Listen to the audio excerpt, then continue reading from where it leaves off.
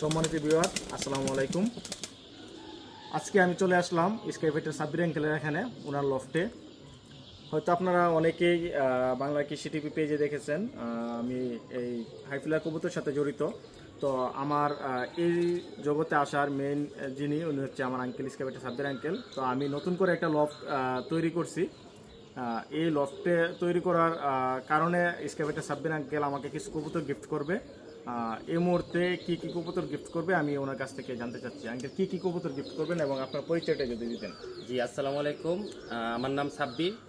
আলহামদুলিল্লাহ, আমি পাকিস্তানি কবুতরগুলো দীর্ঘ প্রায় অনেক বছর ধরে শখ করতেছি। তো আমার আসলে আঙ্কেলের সাথে দীর্ঘ অনেক দিন ধরে আমার পরিচয়, এবং আলহামদুলিল্লাহ আমার সাথে ঢোকার পরে উনি টুর্নামেন্টও করছে, উনি সরালে রানার আপও হয়েছে, এবং এই বছর ওনার টুর্নামেন্ট আছে। তো টুর্নামেন্ট উপলক্ষে আপনারা দেখতে পাচ্ছেন আমি এখানে দুইটা বাচ্চা গিফট করতেছি উড়ানোর জন্য। এই যে এখানে একটা বাচ্চা এবং ওইদিকে একটা বাচ্চা, দুইটা বাচ্চা গিফট করতেছি। এবং পাশাপাশি দুইটা নর কবুতর এবং দুইটা মাদি দিয়ে আমি দুইটা সেট তৈরি করে দিছি, যাদের বাচ্চা কিনা ইনশাআল্লাহ তাআলা আকাশে অনেক ভালো পারফর্ম করবে। আর পাশাপাশি আমি একটা সিলোটি মাদি ওনাকে দেওয়া হচ্ছে, কারণ অলরেডি ওনার ঘরে আমার একটা সিলোটি নর আছে, ওই পেয়ারটা মিলানোর জন্য।